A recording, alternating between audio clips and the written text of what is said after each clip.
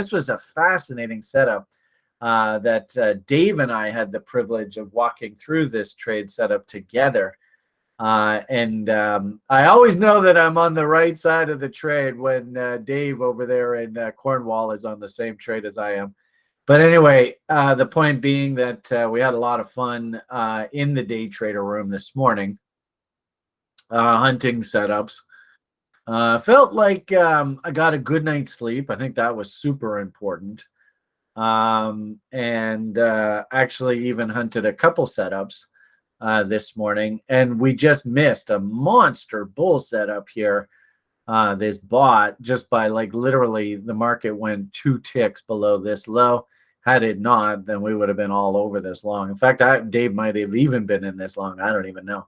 But I missed the trade, and it was fascinating. As we were coming into this objective this morning, we just started going into short hunting mode. I mean, it was like this was so textbook, because technically this level up here is actually a potential reversal zone, a PRZ, if I can write.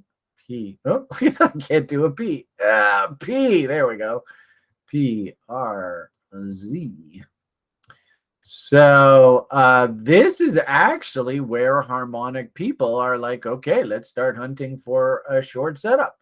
And of course, you can see it was beautiful. You look down at your indicators as we're coming into that level, and look at the beautiful divergence. I mean, it's just it's so textbook. And this is the thing, is that trading doesn't have to be that difficult, guys. It really doesn't. All I got to do is just be patient and just let the market set these trades up. I couldn't believe this when I was watching it. And that's why I just love working with this Dave guy, because he's so patient and he's so disciplined. He actually makes hunting these things, it's fun with him, because he's really, really good at his craft. Anyway, I could take some lessons from him. So anyway, as we were coming into this bought objective, which of course is basically what we teach, this was the trend continuation trade. And at the end of the trend continuation trade, does it seem maybe logical that we'll do a 50% retracement and a move back to the volume weighted average price of the market? Well, as you can see, I mean, what's beautiful, bearish divergence, Willie stupidly overbought. Of course, bear div in RSI, but not part of the equation in this. But let's see if you right out of the bat, you can see Brian's all excited. Woohoo! Ah! But who can tell me? We'll get some crowd participation here. Is there any particular setup that we teach and that's in the library that basically has you hunting for a bearish divergence in MACD with Willie Stupid, and a move back to the 50% rule represents more than a 2-to-1 risk reward off of the risk that you're going to take?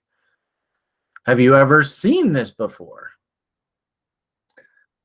Would it make sense that if you are participating on a site like The Rational Investor, that the guy who's running the website is going to be demonstrating these setups? Does this seem logical?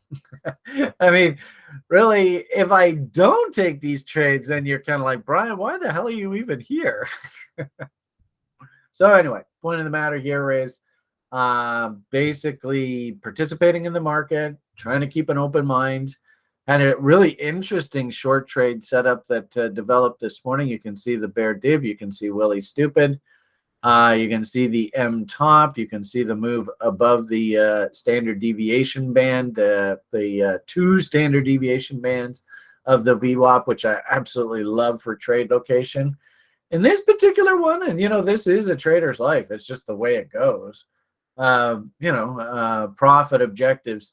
Because it's Friday, I don't want to book a huge loss if if I had to sit and take this. And so generally speaking, on Mondays and Fridays, I keep the contracts to just single lots, and I just want to bang out 2-to-1s. And also too, according to my trading rules, if the market moves 50% of my anticipated move, I don't want to see a winner turn into a loser. So I move my stop to scratch. This is a really good example you can see here, where by me moving my stop to scratch, which was the original M top failure up here, And also, too, this specific trade, this was a sloppy M because that high was slightly higher than that high, but you can see clothesline basis, it was lower. And this was also a really pretty 3-bar fractal failure level. So I felt okay being short below this level and expecting to see a counter trend rally into this wick here if we needed to, but a rejection ultimately. It looks like that was the right thinking. Just the irony of it all is that, they came after me on this one candle here and washed my trade out at scratch. And I think that was the right trade because you can see we never did get down into 2-to-1s, and she ultimately, you can see repeatedly, she kept coming back to that original fail level and then finally accepted above, and then woohoo, like I said, the bot took over. So ironically enough, the first trade out of the gate was a short off of this sort of big fat round number level.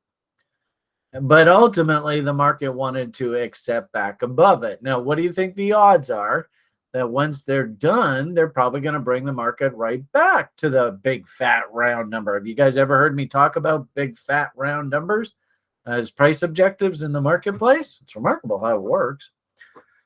So this one, as you can see, was stopped out at scratch. No big deal. We just missed this bot. This bot was incredible because you can see one low. I'd already been stopped out at scratch. So I'm like, okay, well, what the hell is their plan? What are they thinking? Okay, maybe they're thinking up here because they just clearly didn't want to break it down. You can see the bull div starting to form here. So we have one low, two lows. W. Interesting. Then 3 lows, and they even painted a railroad tracks here, just straight down, straight back up. But the problem was this low here, 51, and that low, 53. So we're all, whoever follows the bot in the trading room. I think there's 3 or 4 of us that were sitting there following this. We're all like, crap. Well, we got to reset. So now 1 low, 2 lows. And we're all like, okay, well, what's that gap? That gap probably should be filled in, right? Blah, blah, blah. And the market just ratcheted higher. And ironically enough, I actually think that this right here is your 3rd low. Pain in the ass. Not really crisp. Not polite. But nonetheless, I think that was the pullback. And you just had to get long following that event. You can see the momentum signal, but shit happens. I'm a stickler for the 3 lows, so I didn't get it to set up. Missed the trade. You can see, like, wow, that was one hell of a long shot signal. And look at where it stopped. This is disgusting. Target is 101.86, and it stopped at 101.88. If anything, this is the number one reason why, if you're going to trade this model, you better work AOCO orders. Because if you actually have to come back 20 minutes later and see this level traded to, you never saw that level again. In fact, they made it back up. They made it to 84. Oh, you would have been just heartburned. It traded to that. Okay, fine. Put the order in at 86. It trades to 84, and you're left behind. Jerks. So, great reason to work AOCO orders at your level. Long and short of it here, and I don't know whether I was recording this. I think I was a couple minutes ago.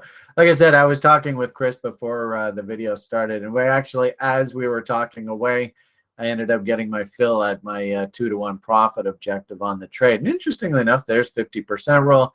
You can see, had I had the order working on the 50% roll, I'd be getting filled now. That's here nor there. Point of the matter here is actually I felt comfortable with the trade setup. It's a Friday, and like I said, I didn't want to go into the weekend with a big fat loss column. So I only did 1 contract, and I have a rule that the first contract goes out at 2-to-1. Second contract would go out at 50% roll, and then or whatever profit objective I had. And then the third contract, we'd trail 3 high-low method. But it is a Friday. And as I said, this translated into about $100, $150 gain. So what the take the money and run.